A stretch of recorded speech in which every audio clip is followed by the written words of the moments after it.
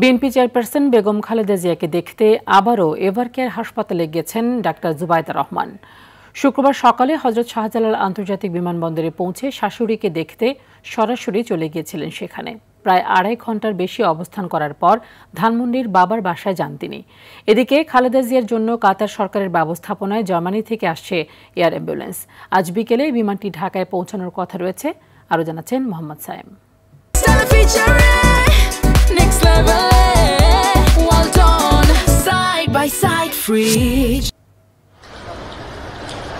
সংকটে সমাধানে পরিবারের পাশে গৃহবধূর উপস্থিতি দেশের সবচেয়ে গুরুত্বপূর্ণ রাজনৈতিক পরিবারটির জন্যও এক বিশেষ মুহূর্ত।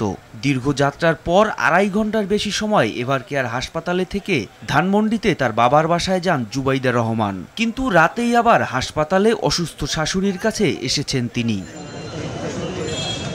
এমন সংকটময় মুহূর্তে পরিবারের পাশে থাকতে বাংলাদেশ বিমানের একটি ফ্লাইটে সকাল ১০টা ৪৩ হযরত শাহজালাল আন্তর্জাতিক বিমানবন্দরে অবতরণ করেন তিনি।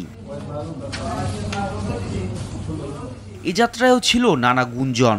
সবকিছু মারিয়ে বৃহস্পতিবার মধ্যরাতে লন্ডনের হিথ্রো বিমানবন্দর থেকে বাংলাদেশের উদ্দেশ্যে যাত্রা করেন ডাক্তার জুবাইদা রহমান। খালেদা জিয়ার জন্য কাতার সরকারের ব্যবস্থাপনায় জার্মানি থেকে আসছে এয়ার অ্যাম্বুলেন্স। শনিবার বিকেলে ঢাকায় পৌঁছানোর কথা। এরপর খালেদা জিয়াকে নিয়ে লন্ডনের উদ্দেশ্যে যাত্রা করবেন ডাক্তার জুবাইদা রহমান। মোহাম্মদ সায়েম, RTV, ঢাকা।